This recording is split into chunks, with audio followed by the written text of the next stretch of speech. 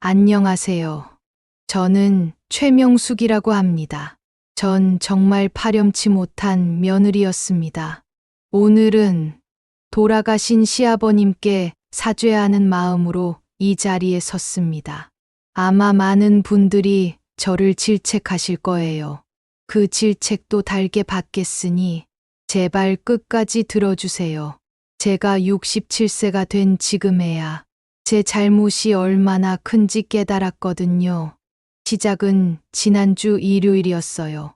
제 손주가, 7살 된 손주가 제게 이런 말을 했습니다. 할머니, 침 냄새나. 그리고 할머니 입에서 이상한 냄새가 나. 그 순간 머리가 하얘졌어요. 아이가 계속 말했거든요. 할머니 뽀뽀하면 침이 많이 묻어. 그 말을 듣는 순간 30년 전 제가 시아버님께 했던 말이 생각났습니다. 아버님, 정말 냄새나요. 그때 시아버님 표정이 지금도 생생해요. 70살 넘은 어르신이 그 순간 얼마나 작아 보이셨는지 저는 그때를 후회하며 살아왔는데 이제야 정말로 깨달았어요. 제가 얼마나 잔인한 말을 했는지.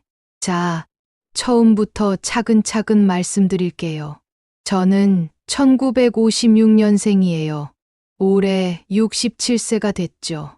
서울 도봉구에서 자랐어요.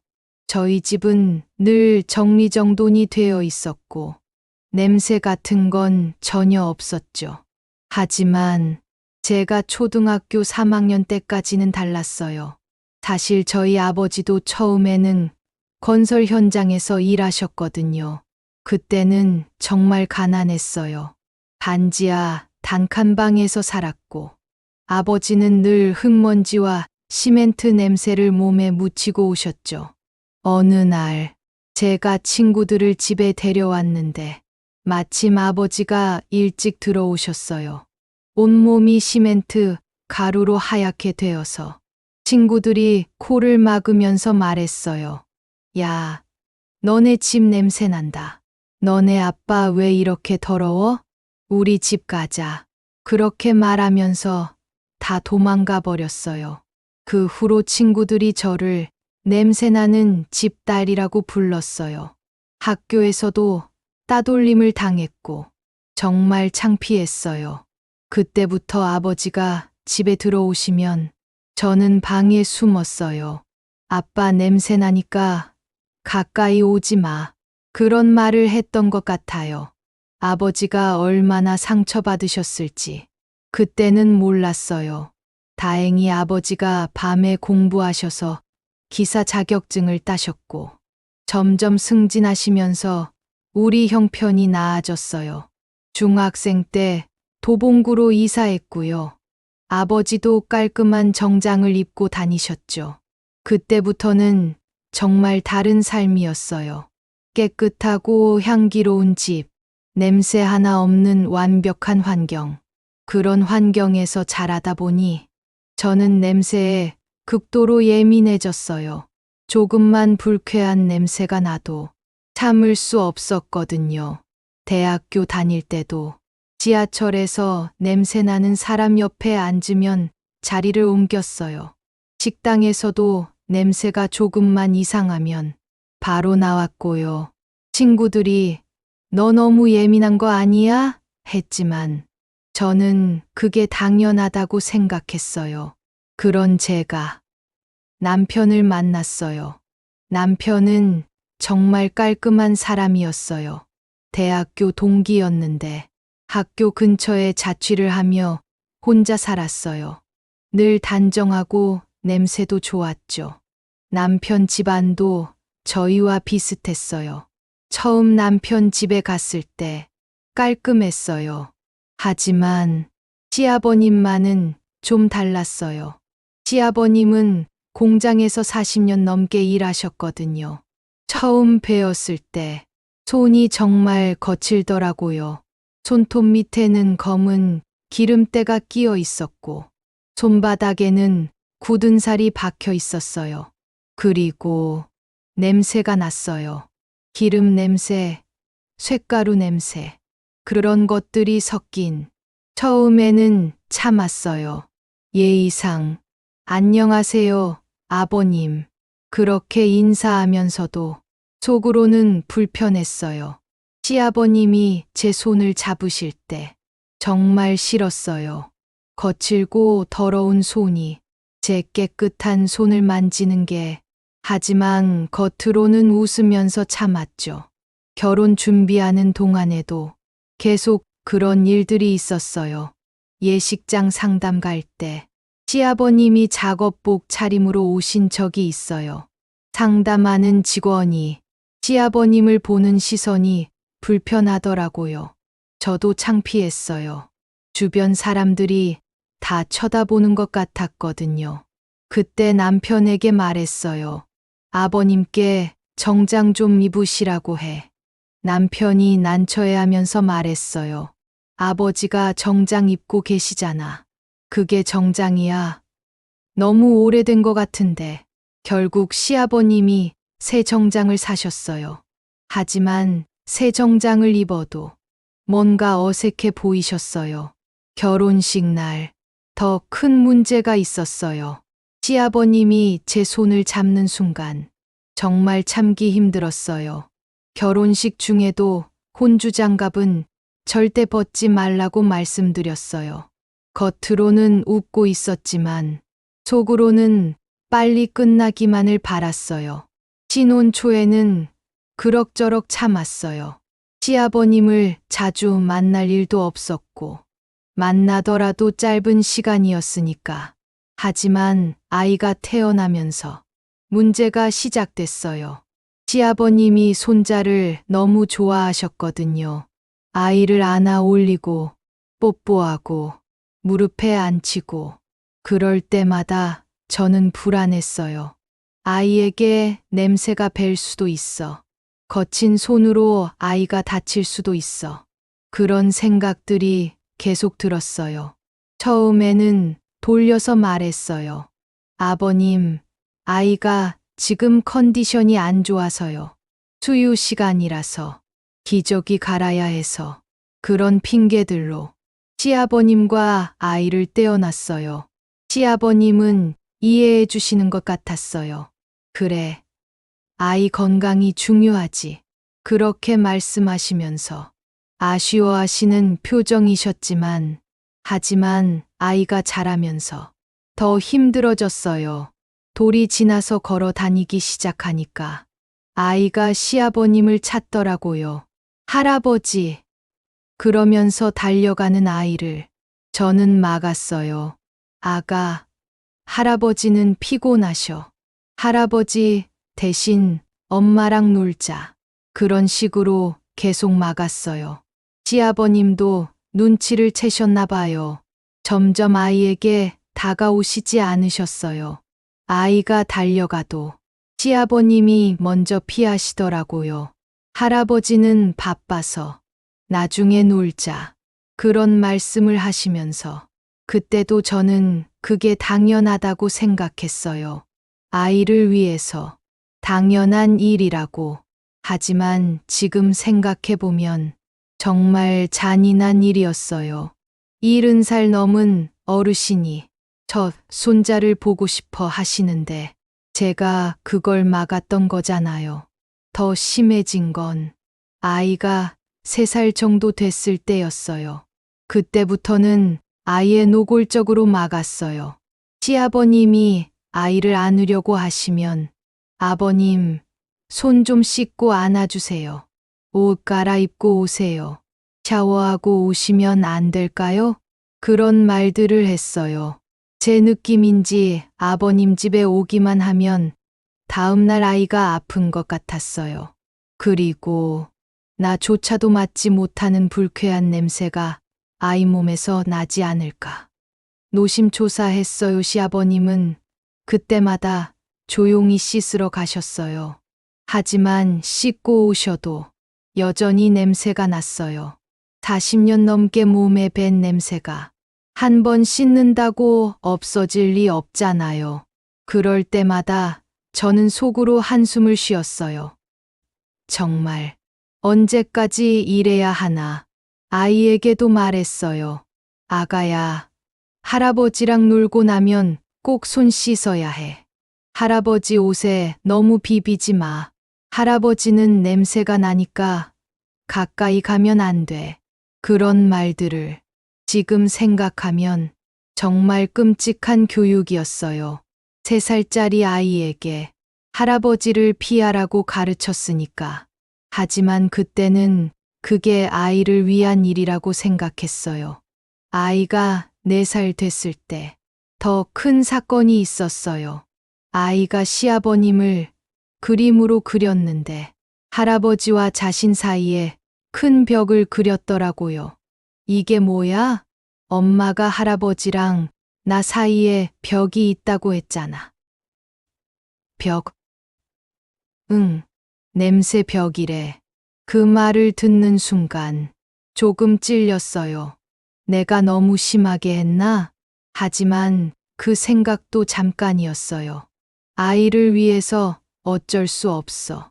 그렇게 스스로를 합리화했어요.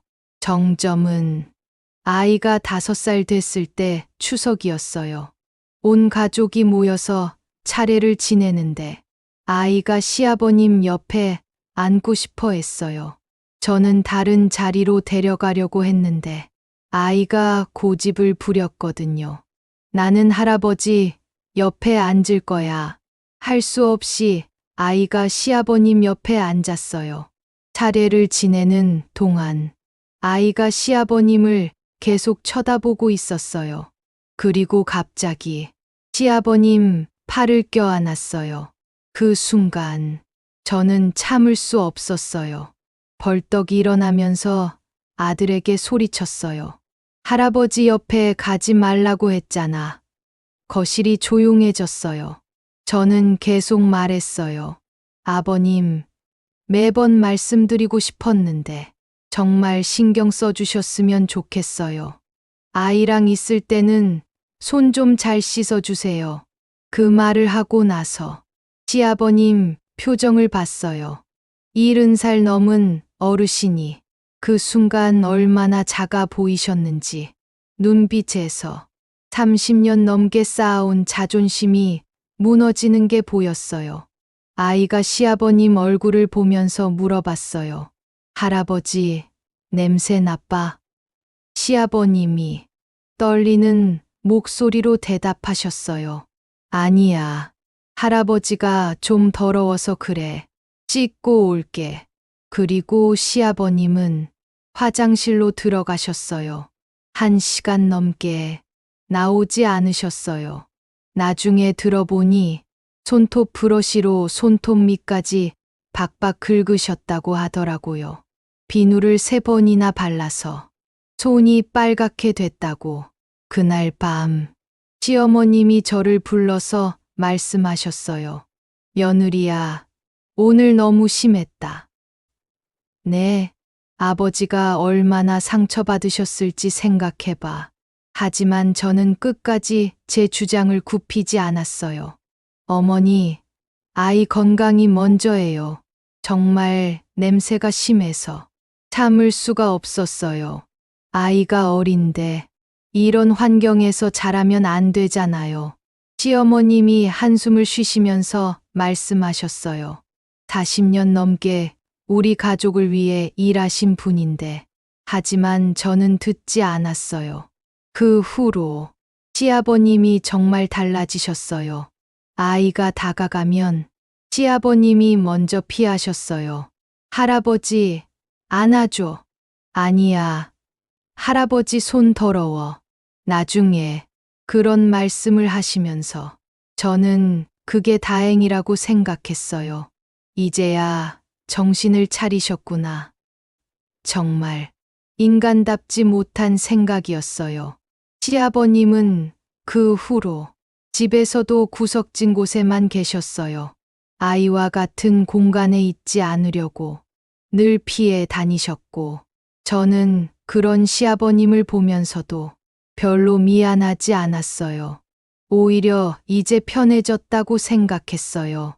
3개월 정도 그런 생활이 계속됐어요. 그러던 어느 날 아이가 감기에 걸렸어요.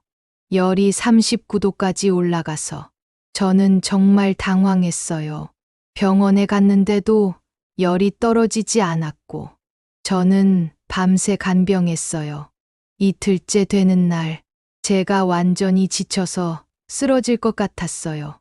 그때 시아버님이 말씀하셨어요. 며느리야, 내가 아이 좀 봐줄까? 저는 처음에 거절하려고 했어요. 하지만 너무 피곤했고 아이도 계속 울고 있었고, 네, 부탁드려요. 그날 밤 시아버님이 아이 옆에서 밤새 지켜주셨어요. 열이 오르면 이마에 수건도 올려주시고 물도 먹여주시고 계속 등을 토닥여주시고 새벽 4시쯤 아이가 깨어서 시아버님 손을 꼭 잡더라고요. 할아버지, 아가야, 이제 좀 나아? 응, 할아버지가 있어서 이제 안 무서워. 그 대화를 듣는 순간 저는 충격을 받았어요. 3개월 동안 아이와 거리를 두고 지내셨는데 아이는 여전히 할아버지를 믿고 의지하고 있었던 거예요. 다음 날 아침, 아이 열이 완전히 떨어졌어요. 저는 시아버님께 감사 인사를 드렸어요. 아버님, 정말 감사해요. 그러면서 처음으로 제 잘못을 인정했어요. 제가 너무 예민했던 것 같아요. 시아버님이 조용히 말씀하셨어요. 아니야. 내가 아이 걱정하는 마음 이해해. 그 말씀을 듣고 더 미안해졌어요. 그날부터 조금씩 달라지기 시작했어요. 시아버님이 아이와 놀아달라고 하시면 거절하지 않았어요. 30분만, 너무 가까이는 말고 그런 조건들을 붙이긴 했지만 그래도 허용했어요. 하지만 여전히 완전히 자유롭지는 않았어요. 제 마음 한편에는 여전히 불편함이 있었거든요. 그렇게 몇 년이 지났어요. 아이가 초등학교에 들어가고 저도 나이가 들면서 조금씩 변하기 시작했어요. 아이가 친구들을 집에 데려왔을 때 시아버님을 자랑스럽게 소개하는 모습을 봤거든요. 이분이 우리 할아버지야. 공장에서 일하셔. 친구들이 신기해하면서 시아버님 손을 만져보고, 와, 정말 거칠어요. 이게 다 일하면서 생긴 거예요? 그럴 때마다 아이가 자랑스럽게 대답했어요. 응, 우리 할아버지가 우리 가족 지키려고 열심히 일하셔서 그래. 그 모습을 보면서 저는 혼란스러웠어요. 내가 잘못 생각했나? 하지만 여전히 냄새는 불편했어요. 그러던 중 시아버님이 돌아가셨어요. 갑작스러운 심장마비였고 골든타임을 놓치고 말았어요. 장례식장에서 정말 많은 분들이 오셨어요. 40년 넘게 함께 일하신 동료들. 그분들이 하시는 말씀이 정말 좋은 분이셨어요. 가족을 위해서 자신을 희생하신 분이에요. 우리가 다 존경했던 분이에요. 그런 말들을 들으면서 저는 충격을 받았어요. 제가 냄새나는 시아버님이라고 생각했던 분이 다른 사람들에게는 존경받는 분이었던 거예요. 장례를 치르고 나서 시아버님 유품을 정리했어요. 그때 시아버님 서랍에서 편지를 발견했어요. 제게 쓰신 편지였어요. 며느리에게 너를 처음 만났을 때 정말 예쁘고 똑똑한 며느리가 왔다고 생각했다. 하지만 너에게는 아버지가 부끄러운 존재였나 보다. 아버지도 안다. 40년 넘게 공장에서 일하면서 몸에 밴 냄새가 있다는 걸, 거친 손이 불편할 수도 있다는 걸. 하지만 이 손으로 우리 아들을 키웠고 너희들을 지켜왔다. 이 냄새는 가족을 사랑한 냄새다. 손자만큼은 아버지를 이해해 주길 바랐는데 너는 그것도 막았구나. 그래도 원망하지 않는다. 너도 아이를 생각하는 마음이었으니까. 다만 아버지가 죽고 나서는 아이에게 할아버지 이야기를 해주면 좋겠다. 할아버지가 얼마나 너희들을 사랑했는지. 아버지가 그 편지를 읽고 저는 정말 오랫동안 울었어요. 시아버님이 모든 걸 이해하고 계셨던 거예요. 제 불편함도, 제 걱정도 다 이해하시면서도 원망하지 않으셨던 거예요. 그 후로 저는 정말 많이 변했어요. 아이에게 할아버지 이야기를 자주 해줬어요. 할아버지가 얼마나 우리를 사랑하셨는지, 할아버지 손이 왜 거칠었는지, 할아버지 냄새가 사실은 사랑의 냄새였다는 것. 아이가 자라면서 시아버님을 그리워했어요. 엄마, 할아버지 보고 싶어. 할아버지가 살아계시면 얼마나 좋을까. 그런 말을 할 때마다 제 가슴이 아팠어요. 제가 막지만 않았어도 더 많은 추억을 만들 수 있었을 텐데. 그렇게 30년이 지났어요. 저도 이제 67세가 됐고, 아이는 결혼해서 자식을 낳았어요. 저는 손주들을 정말 사랑해요. 매일 안아주고, 뽀뽀해주고, 함께 놀아주고. 그런데 지난주 일요일 7살 된 손주가 제게 말했어요. 할머니, 침 냄새나. 그리고 할머니 입에서 이상한 냄새가 나. 그 순간 30년 전 기억이 떠올랐어요. 제가 시아버님께 정말 냄새나요? 라고 했던 그 순간 손주가 계속 말했어요. 할머니 뽀뽀하면 침이 많이 묻어. 친구들한테 말하면 안 되지? 그 말을 듣는 순간 정말 충격이었어요. 이제 제가 시아버님과 같은 처지가 된 거예요. 나이가 들면서 침도 많이 나오고 입냄새도 나고 손주가 저를 보는 시선이 30년 전 제가 시아버님을 보던 시선과 똑같았어요. 그날 밤 저는 정말 많이 울었어요. 시아버님이 그때 얼마나 상처받으셨을지 이제야 알겠더라고요. 70살 넘은 나이에 첫 손자에게 거부당하는 심정이 얼마나 서럽고 외로웠을지.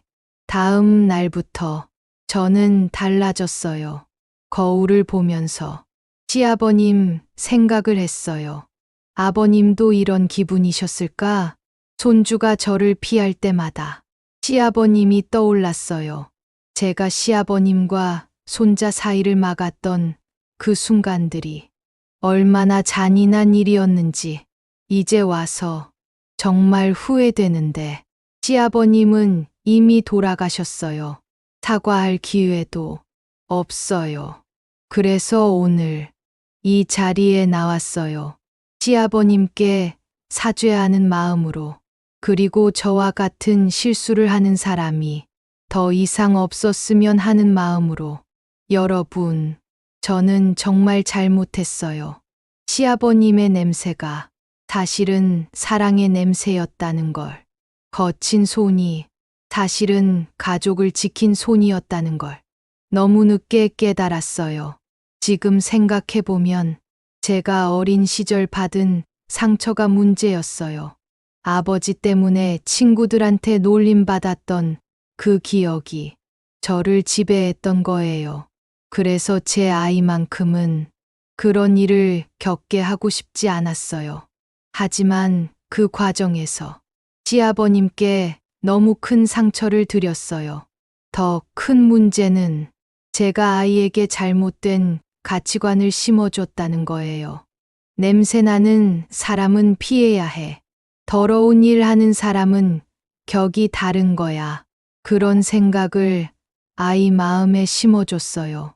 다행히 아이가 자라면서 스스로 깨달았지만 만약 그렇지 못했다면 정말 끔찍한 일이었을 거예요. 요즘 제 며느리를 보면서 더 미안해져요. 제 며느리는 정말 좋은 사람이에요. 저에게 냄새가 나고 침이 많이 나와도 싫은 소리 한 번 안 해요. 어머니, 괜찮으세요. 나이 드시면 당연한 거예요. 그런 말로 위로해 주죠. 제가 손주한테 뽀뽀하려고 하면 며느리가 먼저 나서서 말해요. 할머니 뽀뽀 받아라. 할머니가 얼마나 너를 사랑하는데 그런 모습을 볼 때마다 제가 얼마나 잘못된 며느리였는지 깨달아요. 시아버님께서 제 며느리 같은 사람을 만나셨다면 얼마나 행복하셨을까. 어제는 시아버님 제사였어요. 혼자서 차례상을 차리면서 시아버님께 사과했어요. 아버님, 정말 죄송했어요. 제가 너무 어리석었어요. 아버님의 사랑을 몰라봤어요. 그렇게 혼자 중얼거리면서 또 울었어요. 제 아들이 와서 저를 위로했어요. 엄마, 할아버지께서 다 이해하고 계실 거예요. 엄마도 나름대로 힘들었잖아요. 하지만 이해받고 싶지 않아요. 제가 잘못한 건 변명의 여지가 없어요. 요즘은 제 과거를 돌아보면서 정리하고 있어요. 시아버님과 관련된 기억들을, 그 중에서 가장 후회되는 순간들을 말씀드릴게요. 첫 번째는 시아버님이 손자 첫 생일상을 차려주셨을 때였어요. 시아버님이 직접 마트에 가서 과일도 사오시고 떡도 사오시고 정말 정성스럽게 준비해 주셨어요. 그런데 제가 시아버님이 만진 음식들을 다 치웠어요. 다시 씻어서 차려야겠어요. 그렇게 말하면서 시아버님이 그때 얼마나 상처받으셨을지. 두 번째는 손자가 처음 할아버지라고 불렀을 때였어요. 시아버님이 얼마나 기뻐하셨는지 눈물까지 글썽이셨어요. 그런데 제가 바로 손자를 데려가면서 말했어요. 아가야, 할아버지한테 너무 가까이 가면 안 돼. 그 순간 시아버님 표정이 확 굳어지셨어요. 세 번째는 시아버님이 손자 옷을 사오셨을 때였어요. 예쁜 옷이었는데 제가 그 옷을 빨아서 입혔어요.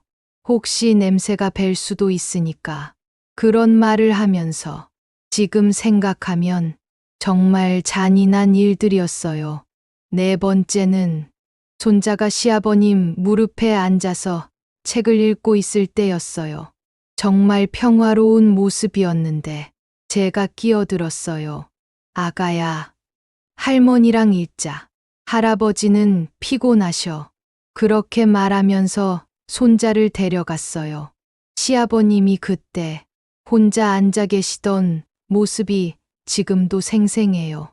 다섯 번째는 손자가 시아버님께 그림을 그려드렸을 때였어요. 할아버지 사랑해요 라고 써 있는 그림이었는데 제가 그 그림을 받아서 구석에 둬버렸어요. 할아버지 방에 붙여드리자고 하면서. 하지만 실제로는 그 그림을 시아버님께 드리지 않았어요.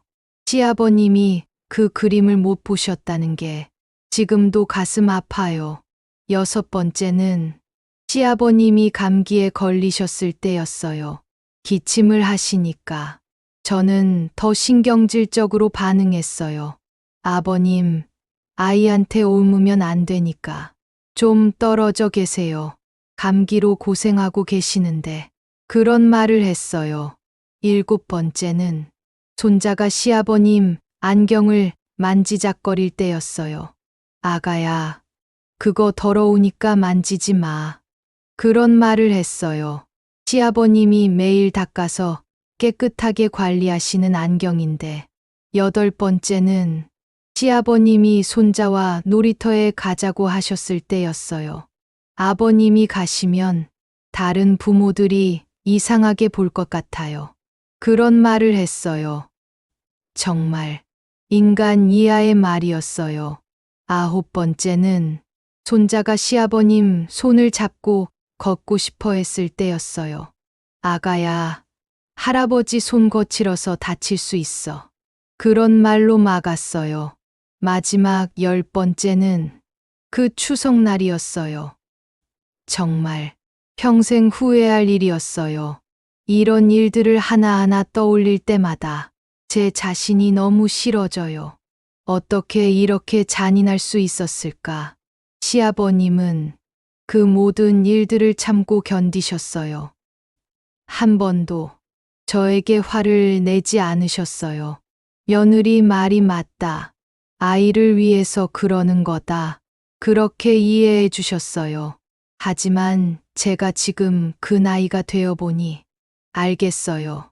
얼마나 속상하셨을지, 얼마나 외로우셨을지. 며칠 전에는 시아버님 동료분을 만났어요. 그분이 저에게 말씀하시더라고요. 시아버님이 회사에서 손자 이야기를 정말 많이 하셨어요. 하지만 나중에는 그런 이야기를 안 하시더라고요. 왜 그러시냐고 물어봤더니 며느리가 신경 쓰이나 봐 하시면서 웃으시더라고요. 그 말을 듣고 또 울었어요. 시아버님이 회사에서도 저 눈치를 보고 계셨던 거예요. 손자 자랑을 하고 싶으셨을 텐데 그것도 참으셨던 거예요. 또 다른 동료분은 이런 말씀을 하시더라고요. 시아버님이 손자 선물을 사러 백화점에 가셨대요. 하지만 정작 사지는 못하시고 그냥 구경만 하시고 오셨다고. 왜냐하면 며느리가 싫어할까봐. 그런 이야기들을 들을 때마다 가슴이 찢어져요. 시아버님이 손자를 얼마나 사랑하셨는지. 하지만 그 사랑을 표현할 기회를 제가 모두 빼앗았어요.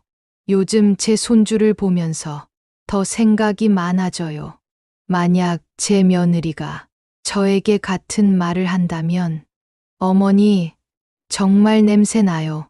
참을 수가 없어요. 그런 말을 듣는다면 얼마나 상처받을까 상상만 해도 견딜 수 없어요. 하지만 시아버님은 그런 말을 듣고도 참으셨어요. 30년 동안 저 때문에 고통받으셨어요.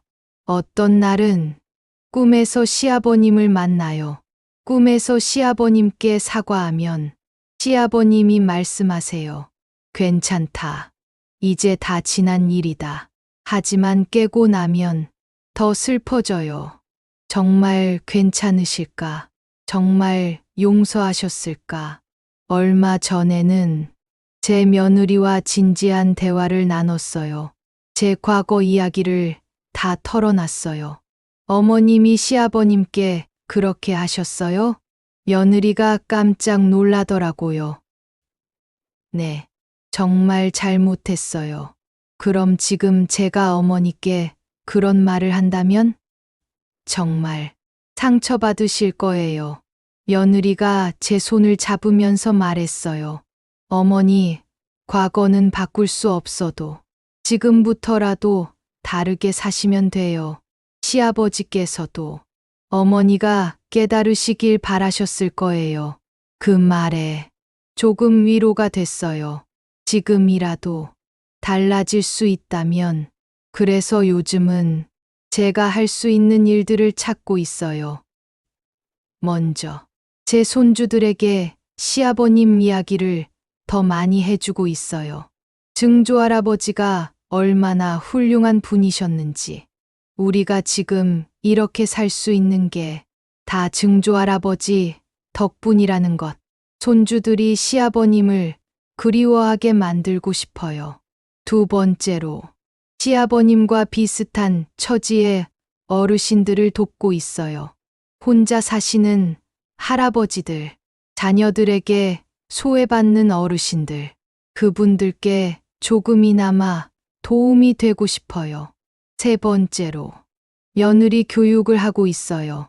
젊은 며느리들에게 제 경험을 들려주면서 같은 실수를 하지 않도록 도와주고 있어요. 시부모님의 냄새가 사실은 사랑의 냄새라는 것. 거친 손이 사실은 가족을 지킨 손이라는 것.